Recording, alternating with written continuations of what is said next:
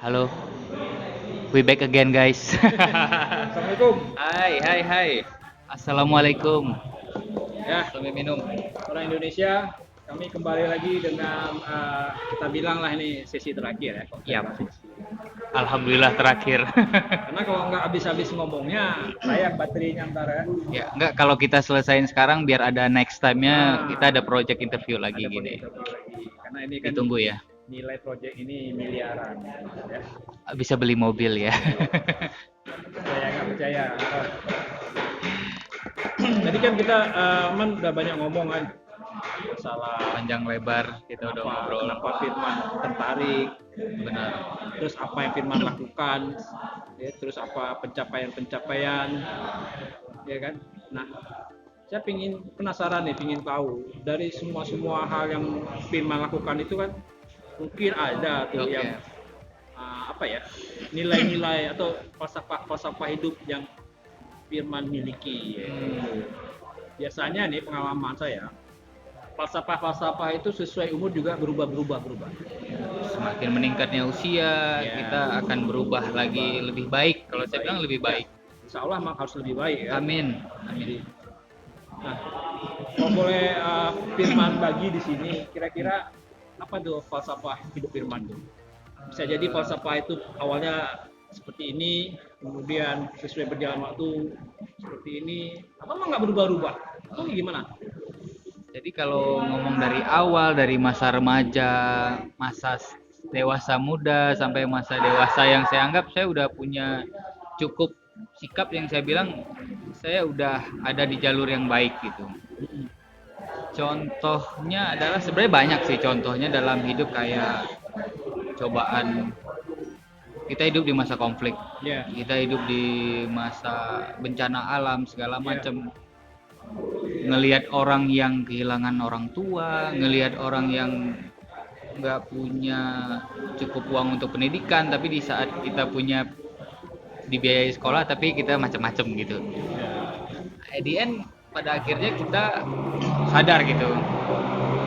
Kayaknya saya sekarang berpikir selalu kita itu hidup bukan cuma buat diri sendiri sih. ya, Dalam hal apapun ya, ya. otomatis bukan cuma berbagi uang, bukan gitu.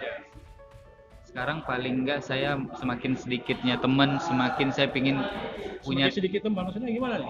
Teman-teman pada menjauhi Firman nggak? Apa? mungkin Karena Firman terlalu ekstrim gitu ya? mungkin sih kalau Atau gini, bicara dari terseleksi ya? pasti seleksi alam juga.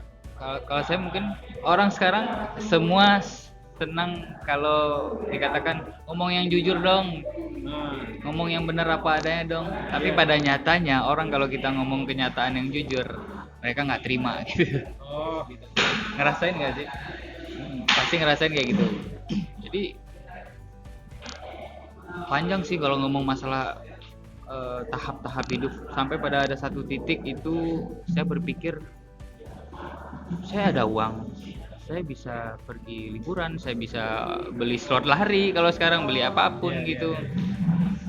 Eh, tapi kok kayaknya hidup nggak cuma inilah, kayaknya harus punya manfaat buat orang, nggak punya manfaat mau bagi duit ya punya manfaat ya jadi orang yang bisa merangkul temen yang kalau ada masalah. Ya fun fact-nya pernah ada satu kasus teman mau bunuh diri, by the way mau bunuh diri karena dia hamil, Oke. ya hamil luar nikah segala macem gitu. Iya. Dia cerita segala macam, di saat dia hamil juga dia punya hubungan yang tidak baik dengan orang tua lelakinya. Nggak tahu kenapa. Situasinya dalam Wah, negatif situasinya tuh, negatif. Pelariannya ke maaf dia sampai sering minum alkohol, keluar dunia malam segala macam. Jadi ada banyak momen selalu ketemu dia selalu stres, nangis segala macam gitu, nggak terima dengan dirinya, dia nggak menyukai dengan kondisi yang saat itu sedang hamil segala macam gitu. Saya mungkin ada sedikit dulu saya mungkin banyak dibantu orang sampai saya punya satu, bagi saya itu kelebihan saya, intuisi saya mungkin lebih sensitif gitu, saya bisa ngelihat orang lagi baik moodnya atau nggak baik moodnya. Saya punya sampai satu waktu teman saya yang mau bunuh diri itu saya malah membuat drama ke dia, membuat drama kalau bahwa bahasa anak sekarang prank ya. eh, mungkin prank, tapi saya nggak pernah ngeprank sih, Oh. by the way, nggak penting soalnya prank itu. Jadi saya buat situasi seakan kalau emang benci sama keadaanmu sekarang, ya udah mati sekalian gitu. Iya. Tapi bisa apa gitu? Kalau emang benci sama orang tua, ya udah pulang kampung, pukul aja orang tua, bisa selesai gitu. Kan enggak gitu. Yang anehnya saya adalah saya lebih bisa menjadi manusia yang netral ketika saya juga ada masalah. Lebih objektif. Lebih objektif karena Karena sering orang-orang yang nggak punya masalah itu merasa dia benar bisa benar menyelesaikan semua. benar. Jadi pada satu titik saya akhirnya 5 tahun belakangan saya berterima kasih sama semua apa yang saya dapat gitu. Saya dulu bisa dibilang anak yang sangat tidak membanggakan, pendidikan tidak baik, padahal kasih sayang saya rasa lebih gitu. Iya, iya. Pada satu titik saya terima kasih sama Tuhan, thanks God atas semua trouble yang ada gitu. Sampai saya tahu gitu ada teman yang punya masalah, saya bisa coba berempati, coba bantu. Pada akhirnya saya ingin bantu satu orang aja itu udah senang saya nggak harus bantu, mungkin bisa membantu seperti organisasi PBB yang membantu seluruh negara sih, itu bukan, belum di level itu. Intinya saya banyak belajar empati, banyak belajar dari semua masalah. Itu aja sih filsuf yang banyak dilewati semua orang, saya yakin. Ini mungkin berkaitan dengan olahraga atau ini apakah Oke. ini nilai-nilai olahraga yang Firman yang mengubah Firman, atau karena Firman punya Oke, nilai-nilai oke, ini oke. maka Firman Oke, menerapkan oke. olahraga. Gini, Ini dalam olahraga itu kan sering disebut kata-kata fair, benar, fairness. fitness. Meskipun kata-kata yang banyak di olahraga itu kan sportsmanship. Ya. Nah, sportsmanship itu kan nilai-nilai kebaikan lah Ya. gitu ya. Value-nya. Fairness. Saya bilang banyak pengaruhnya. Paling banyak kalau ngomong yang paling singkat adalah kalau olahraga kita bisa lebih disiplin, Iya. kita bisa tidur lebih cepat, Berpikiran positif. berpikiran positif, kita nggak punya waktu untuk mikir yang enggak karena udah pulang kerja, olahraga, capek, tidur, udah that's it gitu. Value yang berpengaruh dari olahraga adalah pertama, saat kita marah, ya udah kita nggak usah minum, nggak usah merokok, kita nggak usah ngeluarin kata-kata negatif, ya udah lari sekenceng-kencengnya, penting nggak penting sesuai aturan atau enggak, ya udah ngapain gitu kan. Olahraga kan mengeluarkan hormon endorfin untuk yang lari, Relax ya. itu kan relax ya, itu salah satunya. Dengan relax kan kita pasti nggak akan mikir macam-macam, ketemu teman yang positif juga. Kadang masalah itu cukup waktu aja sih yang nyelesain. Dengan kita ya udah, kita pasrah bukan pasrah di awal, pasrah setelah berusaha. Kalau saya tetapkannya itu, berusaha dulu, nggak ada perubahan ya udah pasrah gitu. Tapi kita tetap berjalan di lingkungan yang positif, teman seprovinsi segala macam, pasti saya percaya itu berubah kok, pasti berpengaruh. Olahraga berpengaruh, olahraga apapun ya. Iya, benar. Tapi karena saya lebih giat di lari, ya lari berpengaruh. Tidur cukup, makan sehat. Iya benar.